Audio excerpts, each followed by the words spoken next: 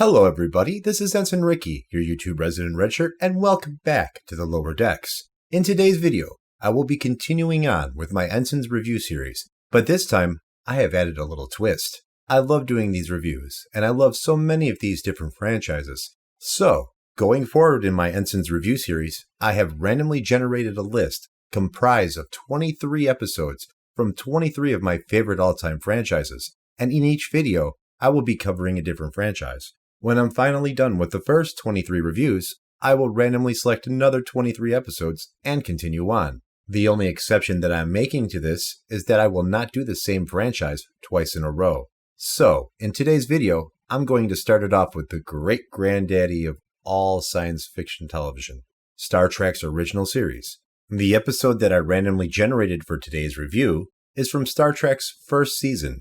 So, without further ado, let us jump into Star Trek the Original Series. Season 1, Episode 22, The Return of the Archons.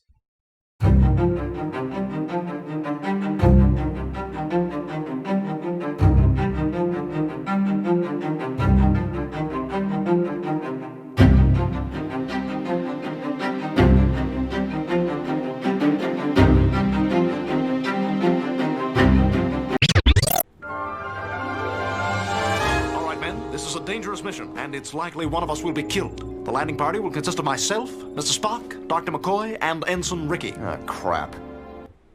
Air date and episode number. This episode first aired on television on February 9th in 1967, and it is the 22nd episode in Season 1. This episode was the 23rd episode out of 80 produced for Star Trek's original series. However, it was the 21st episode out of 80 to be released. This is the 21st episode out of all 787 Star Trek episodes that were produced to this date.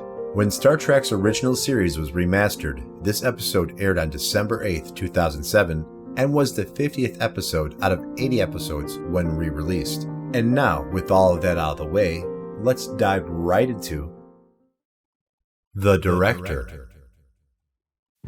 This episode was directed by the late great Joseph Pevney. Joseph Pevney was an American director, and he had worked on projects in television and in film. Pevney was a prolific Star Trek director of some serious note, and he has directed 14 episodes of Star Trek's original series. Pevney is perhaps only rivaled by the legendary Star Trek director Mark Daniels in number of episodes directed, and this is only if you count Mark Daniels' directorial work on The Menagerie Parts 1 and 2 as one episode. Pevney is also credited with directing some of TOS's most popular episodes, such as The City on the Edge of Forever, Amok Time, and The Trouble with Tribbles. Before directing this episode, we see Pevney's first directing gig in TOS in the episode Arena.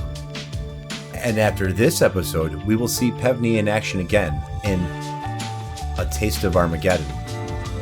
During his time with Star Trek, Pevney was nominated 3 times for a Hugo Award, and due to his directing work on The City on the Edge of Forever, Pevney would indeed win a Hugo Award. Pevney was also the person to suggest to Gene Roddenberry to hire Walter Koenig as Pavel Chekhov for TOS. Other than Star Trek, Pevney has worked on such projects as Bonanza, Wagon Train, The Hardy Boys, Nancy Drew Mysteries, Trapper John, MD, and Adam 12. The writers.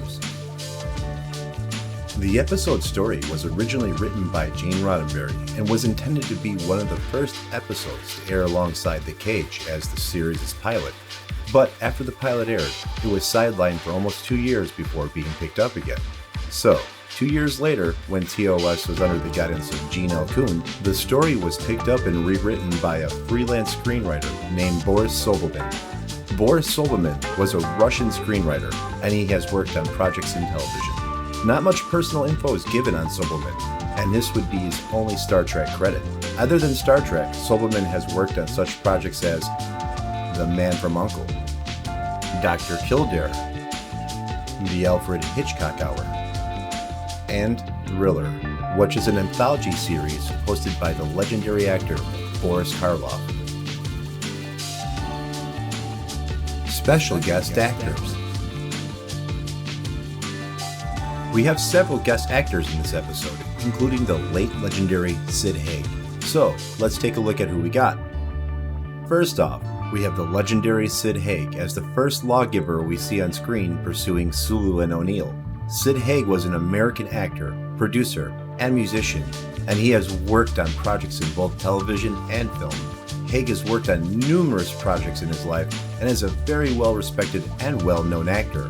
Most recently, he starred as Captain Spaulding in the Rob Zombie horror trilogy, House of a Thousand Corpses, Devil's Rejects, and 3 from Hell. The latter would be his final acting appearance. Sadly, we recently lost Haig in 2019 at the age of 80. This would be his only Star Trek appearance. And to be honest, I was taken by surprise that he actually appeared in this episode.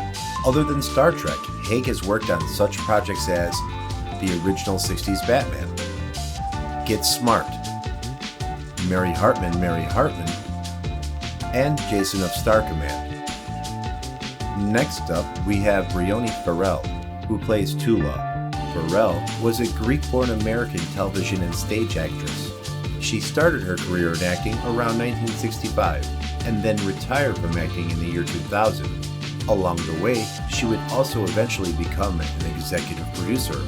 This would be her only Star Trek appearance. Farrell has worked on projects such as Bonanza, Death Valley Days, and Mission Impossible. Next, we have Charles Macaulay, who plays the part of Landru, the episode's antagonist. Macaulay was an American actor and had worked mostly in television from the early 60s to about the early 90s. During his career, he had worked in over 80 projects, most notably a recurring role as D.A. Markham in the Perry Mason television movies in the early 90s.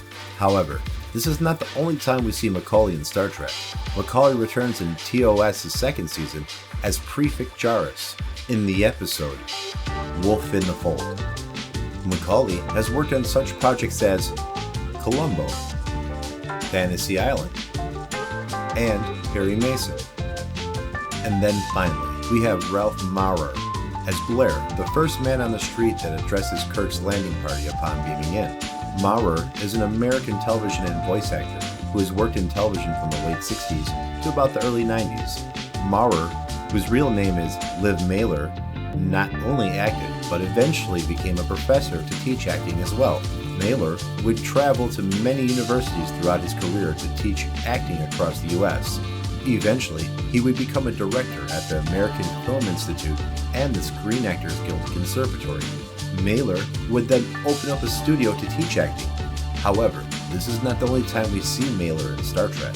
Mailer would return in TOS' second season as the Ecosian SS Lieutenant in the episode Patterns of Force.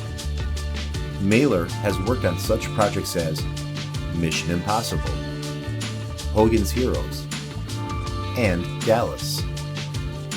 Alright, that does it for the director, writers, and guest actors. Now with all that out of the way, let's dive into the next section of this review, which is the Story Breakdown. This episode takes place on Stardate 3156.2 during the year 2267. According to the Star Trek timeline by order of Stardate, this episode takes place directly after Space Seed on Stardate 3141.9 and right before A Taste of Armageddon on Stardate 3192.1. The story itself is broken down into 4 acts with an opening teaser. We have 2 plots in this episode. Plot A being Kirk and crew down on Beta 3 trying to take down Landru, and a much smaller Plot B with Scotty in command of the Enterprise in orbit of Beta 3. So, the Enterprise and crew are in orbit of Beta 3 in the star system C-111, which according to Star Trek maps is labeled as UFC 611. However, after thoroughly searching the interwebs for information about Star System C-111, or as Star Trek Maps has labeled it, UFC 611, I wasn't able to find much on the parental star system for Beta 3. But when I searched one of my favorite map resources for Star Trek, StarTrekMap.com, which I might add is a great resource if you need maps for Star Trek, it has Beta pictured here on the edge of Klingon space. So, we start off this episode with Sulu and O'Neill going undercover on the planet Beta-3 to learn what happened to the Archon, a ship that had disappeared 100 years earlier in this star system. Now that we are done with the story breakdown, let's head into the episode and take a look as we dive into the teaser. So, we open up with a chase scene where Sulu and O'Neill are running from someone. O'Neill trips and Sulu goes down to help him, but as soon as they both get up, they are surrounded by cloaked figures. Sulu calls the Enterprise for help and tells Kirk that he's in trouble and needs to be beamed out. Kirk relays the message to the transporter room. Back down on the planet, in comes Sid Haig holding a stick and is headed slowly towards the duo. O'Neill has a breakdown and freaks out and takes off, leaving Sulu by himself. Sid hits Sulu with his stick, and Sulu gets beamed out shortly afterward. Sulu beams back in on the Enterprise, dazed and confused. Kirk asks Sulu about O'Neill, to which Sulu, in a daze, barely responds. And in a sudden fit of rage, Sulu goes berserk and throws his coat to the ground, screaming about the Archons. Kirk immediately calls McCoy to the transporter room. However, once he gets there, he can see that Kirk has already calmed Sulu down. Sulu, now obviously a changed man, spouts out the name Landru, and then proceeds to say the word paradise over and over. Kirk and McCoy, more confused than anything, now know that they must investigate the situation further, and then we head into Act 1. So, we enter with a nice picture of the Enterprise above Beta-3 and a captain's log from Kirk, explaining the situation with Sulu. He decides to take a team back down to the planet to investigate further, and possibly find the answer to Sulu's predicament. Kirk, Spock, and McCoy beam down with a few others, and are instantly greeted by a man happily walking by. Spock intuitively knows something's amiss about the man, and then tells Kirk. Spock notices the mindlessness of the man and calls him vacantly content. Kirk replies, just like Sulu. They are greeted by another individual named Balar, who sheds light on a few things for Kirk and the crew. Balar asks Kirk if they are here for the festival, and if they have a place to sleep it off. Kirk, not trying to give too much away here, just agrees. He then explains that the festival is called Red Hour, which is more or less a form of the Purge. He also adds that it starts at 6 p.m.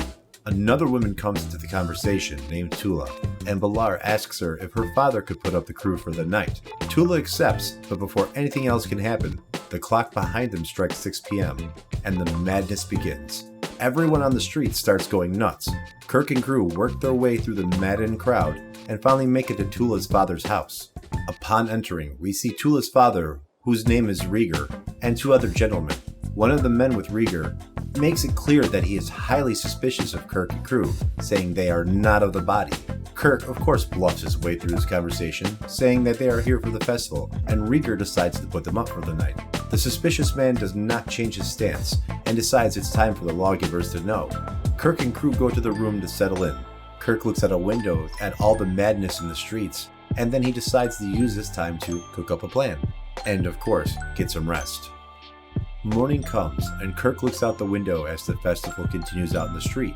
And then he looks at the clock, and it strikes 6 once again. This time, though, everyone on the street instantly stops and then continue on normally like nothing happened. The crew then confronts Rieger, and to his astonishment, confirms that the crew did not attend the festival last night, so they cannot be of the body. He then takes Kirk and crew to a room and asks them if they are Archons. Kirk tries to probe Rieger for more information about Landru, but then they are greeted by Landry's servants, the lawgivers, accompanied by the suspicious man from earlier. And the lawgiver just straight out kills the man beside Rieger, and then promptly asks Kirk and crew to follow them to be absorbed. And then we fade into Act 2. Okay, we open up with Kirk talking to the lawgivers as they prompt him to come with them. Kirk, always being the defiant one. Excuse me. It will carry my power to every corner of creation. Excuse me, I'd just like to ask a question.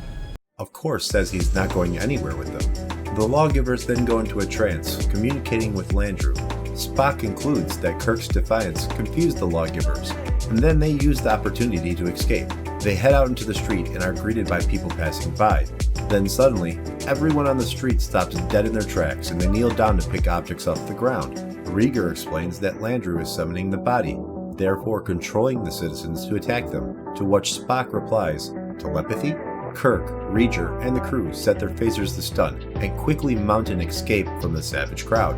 During this chase scene, we do get a good early example of a wide-range stun setting as they stun a group of incoming attackers. They find O'Neill among the attacking citizens, stun him, and bring him along as well. They make it to a house where Riker objects to the idea of waking up O'Neill since he's been absorbed. He explains that if O'Neill is woken up, Landru can use O'Neill to find them. Kirk then commands Bones to keep O'Neill sedated, while Spock uses the tricorder to get some readings. Riker then fills in some of the blanks for Kirk and crew, recalling the history of their planet and Landru, and that he is part of an underground resistance consisting of 3 men. One of them is now dead, killed by the lawgiver earlier, and the other is unknown.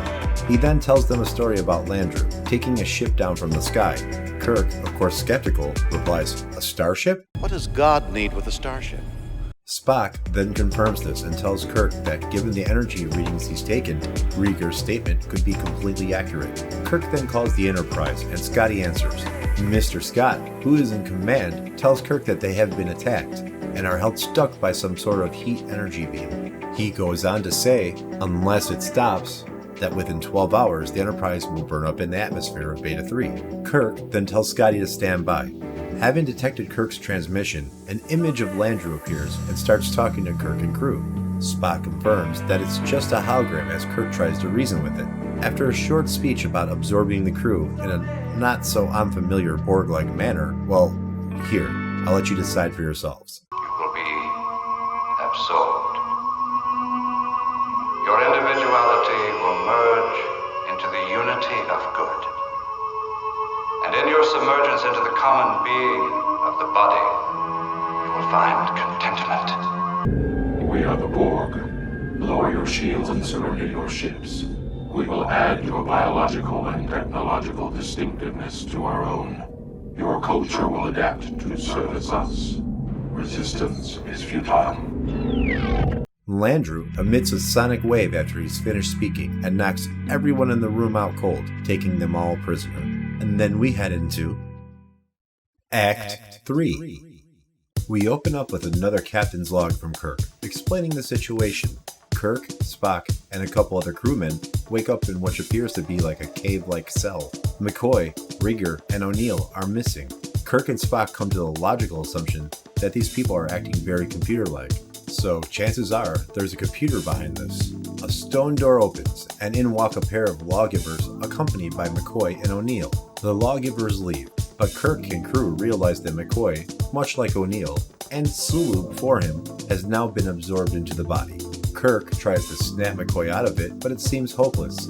Not wasting any time at all, the lawgivers return and demand that Kirk go with them or die.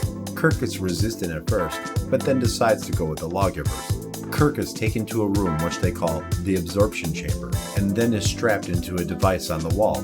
A priest walks in and relieves the guards. The priest then looks at Kirk and enters the chamber's control room and begins to run the absorption procedure on Kirk. Meanwhile, back in the cell, Spock attempts to use a mind meld on McCoy to reach him through the powerful mind control, but he is not successful. Spock then claims that McCoy is under immensely powerful control. Spock and the other crew members start to concoct a plan to escape, but they are interrupted as the lawgivers once again come back into the room. This time, they want Spock, so Spock agrees to go with them. They take Spock to the absorption chamber, where he sees Kirk, who is just coming off the absorption device. Kirk then approaches Spock and replies, "Hello, friend," with a happily content, vacant stare, and then walks off. With Kirk now absorbed into the body, Spock realizes that things are going to be even more complicated now. And then we fade into Act 4. So, we start off Act 4 with Spock strapped into the absorption machine, with the priest about to start the procedure. But before he does, the priest introduces himself as Marplon, and tells Spock that he's the final resistance member in league with Riker. Marplon releases Spock and tells him that he could not save the first 2 crewmen from absorption, but that he spared both him and Kirk from being absorbed. Marplon then hands Spock the weapons that were confiscated from them earlier. A pair of lawgivers enters the room, and Marplon asks Spock to fake his way past them just as Kirk did. Spock does this and heads back to the cell where everyone else is being held. Once in the cell, Spock finds Kirk and tells him what has transpired. but Kirk then asks Spock to be quiet because McCoy and O'Neill are part of the body, therefore are listening in for Landru. They move to a different part of the cell and continue their conversation. Both men agree that Landru, or at least the original Landru, is long dead, and the society is being controlled by a computer, to which Kirk says, it's time to pull the plug and kill Landru. Spock replies that this goes against the Prime Directive, to which Kirk replies that this only applies to a living and growing culture, and that this culture of Landru does not qualify. Then both Marplon and Rieger enter the cell and make their way to Kirk and Spock, and learn of their plan. McCoy ends up overhearing this conversation and accuses the men that they are not of the body, calling out for lawgiver guards in the process. Kirk subdues McCoy and sets him down. Kirk and Spock then wait in hiding for the lawgivers to arrive and ambush them, taking their robes. Now dressed as lawgivers, Kirk probes the two men for more information about Landru. Rieger, now overwhelmed by what they have done, becomes scared and calls out to Landru for forgiveness. Spock then subdues Rieger with a neck pinch, leaving only Marplon to tell them where Landru is. Marplon says there's an audience hall where people can go and hear Landru, but they don't see Landru. They all leave the cell, heading for the audience hall and for the final confrontation with Landru. All three men make it to the audience chamber and answer. Kirk and Spock then are greeted by the same holographic image of Landru they had seen earlier. Wasting no time with the recording, Kirk and Spock take out their phasers and blast the hologram, leaving a hole in the wall. This reveals what they expected the whole time, a computer. Kirk speaks to the computer to address the situation. The computer is openly hostile, but confirms that it is Landru, and it was left to watch over the body for the greater good. The computer also confirms that it has basically enslaved the society of Beta-3 to accomplish this. Kirk explains to Landru that what it's doing is not helping Beta-3, but instead it's doing the exact opposite and harming the inhabitants by removing their creativity and free will. Kirk then asks some questions of Landru that it's unable to answer. Kirk then convinces the machine that it is the evil and it must be destroyed. Landru, unable to keep up with Kirk's reasoning, explodes into sparks. Kirk then turns to Marplon and tells him that Beta-3 is finally free from Landru, and tells them good luck. Kirk then calls up to the Enterprise, and Scotty reports that the beams are gone, and Sulu is back to normal. Kirk and crew return to the ship, and we get our final captain's log by Kirk, detailing the situation, and that he left a team of specialists on Beta-3 to help restore the planet's culture. Kirk and Spock have a small conversation about Beta-3 and Landru, talking about how the machine was able to control Beta-3 indefinitely, but that it lacked the wisdom and compassion of its original creator. Kirk then adds that the machine didn't have a soul. Spock writes this off right away as metaphysical nonsense, and that he prefers the real. Kirk then tells Spock that he would make a great computer, to which Spock replies, "Thank you." Spock then tells Kirk how often has mankind wished for a world as peaceful and as secure as the one that Landru provided. Kirk replies yes, but they never got it. Just lucky, he guesses. And with that, Kirk and crew then embark off on their next adventure. The end. Memory Alpha Facts and Trivia. Okay, now it's time to jump into the Memory Alpha Facts and Trivia for the Return of the Archons. Let us start, shall we? The script went through 3 different titles before ending up as Return of the Archons. The other 3 names were The Perfect World, Paradise XL, and Landru's Paradise. This episode was one of the candidates to be the Star Trek pilot Against the Cage, and The Women, aka Mudd's Women. When The Cage won as the series' pilot, the story was put aside for 2 years until Boris Sobelman picked up the story and developed it further. The Archons was a club Gene Roddenberry belonged to at school. A subplot involving one of the landing party finding a local love interest was cut from the final script. The frequency at which the festival, or the Red Hour, happens is left unclear, but in the novel write-up about this episode by author James Blish, he adds a line of dialogue for Rieger, telling Tula that it's an annual occurrence. This is one of 4 episodes that James Kirk is able to talk a computer to death. The other episodes that follow a similar theme with Kirk and a computer are The Changeling, I Mudd, and The Ultimate Computer. In the 2nd season episode, The Apple, the storyline shares a similar theme with this episode where a computer controls the planet's population. This episode marks the only time a teaser ends with a fade out on Sulu. The first act of this episode is also unique because we get 3 different shots of the Enterprise orbiting Beta-3 during Kirk's captain's log. Bobby Clark, who is a frequent stunt double in TOS, gets his only speaking line in the series when he cries out, "Festival, festival," after he leaps through a window.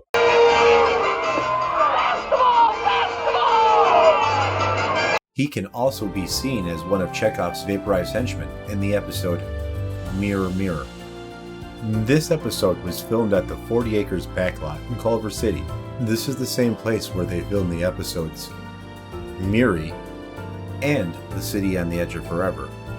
The control panel used for the absorption chamber was also used as Norman's relay station in I Mud, a control panel on Memory Alpha in the episode The Lights of Zetar, the housing for the cloaking device in the Enterprise incident, and finally as the Elva 2 force field control panel in Whom Gods Destroyed. The jail cell in this episode is also used in the episodes Errand of Mercy and Cat's Paw. To make sure the citizens on the street moved in unison during the scene where they finally calmed down, a pre-recorded exterior drum beat was muted and unmuted to keep everyone in sync. And that does it for all the Memory Alpha facts and trivia in this episode. So, with all that out of the way, let's take a dive into the technology and technobabble. Alright, there's not much to mention in this category, as we don't see much at all. Let's take a look at what we do see in this episode. First off, there is an early on-screen wide-area stun phaser attack when the crew is surrounded by the attacking citizens under Landru's control. We see the wide-area stun setting used in later Trek shows. Maybe a close second is Landru's absorption chamber and Landru himself, which is kind of high-tech for this planet's inhabitants. The machine is worth mentioning because not even a mind meld from Spock could break the mind control from Landru's chamber. They say Landru is over 6,000 years old in this episode, which probably means that Landru is perhaps from another civilization that died out, or he split off from them, maybe just to come here and control these inhabitants and make a new world for himself. Either way, the technology that he possesses, albeit 6,000 years old, is pretty impressive. Alright, that's it for all the technological tidbits in this episode. Now let's jump into canon and continuity. Now it's time to take a look at the canon and continuity of this episode. Let's jump right in. This is the first time in TOS where Scotty assumes command of the Enterprise in Kirk's absence. In my opinion, Scotty is one of the most underrated captains in Starfleet, especially all the times he commands the Enterprise in TOS. To be honest, he was a solid commander every time he took control of the ship. This is the first episode where the Federation's Prime Directive is mentioned. A second Prime Directive is also discussed later in this episode between Kirk and Landru, when the computer states, "The good of the body is the Prime Directive," describing Landru's society. This is mentioned several times between Kirk and Landru, but the Federation's Prime Directive is only mentioned once. And that does it for the canon and continuity information on this episode. So, with all the sections finally finished for this review, let's bring it all together, shall we, with the conclusion. Now that the review portion of this video is finished, let's take a look back at what we reviewed, rate the episode, and I'll give some parting thoughts about the return of the Archons. Okay, for me personally, this is more of an average episode, but if we look at the IMDb's page for all Star Trek episodes rated, they give this episode 7.2 stars, and place this episode at 507 out of all 737 Star Trek episodes produced. I'm inclined to agree with him on this. This episode is not a bad episode by any means, but it doesn't quite stick out as an outstanding one. With that being said, I'm going to give The Return of the Archons a personal overall Trek score of 6.5 out of 10 stars. However, when I was in the middle of doing this review, I found it kind of funny that the season finale of Star Trek Lower Decks, an episode named No Small Parts, has the Cerritos crew revisiting Beta 3 and the inhabitants to see that they had actually turned back on the Landru computer for guidance, which I think is hilarious. Overall, I did like this episode of TOS, and in doing this review I have learned a couple more interesting facts that I had never picked up before watching it, such as the guest appearance of the legendary Sid Haig, which I had no clue was even in this episode. But this pretty much concludes my review of TOS's first season episode, The Return of the Archons. So if you like this review and the way it was presented, then by all means hit the like button below, subscribe, and hit the bell notification icon so you can keep up with content as I release more videos. And also, if you have time, be sure to check out all the people I have listed in my credits. Most of these people are amazing people and have YouTube channels of their own. Plus, I have some extra stuff in there that you might enjoy if you're into Star Trek. So, I hope I've taught you a few things about this episode that you perhaps didn't know, and thank you for watching this video review. Also, stay tuned for my next video review, where I will jump into another one of the 23 franchises that I have selected for episode reviews. In my next video review, we will be jumping into one of my favorite recent sci-fi franchises that was cancelled far too early in its 3rd season. And of course, I'm talking about Dark Matter. So, the next episode that I will cover in my Ensign's review series will be from Dark Matter. The episode I am reviewing will be from Dark Matter's 2nd season, and it is named I Have Seen the Other Side of You. So, stay tuned.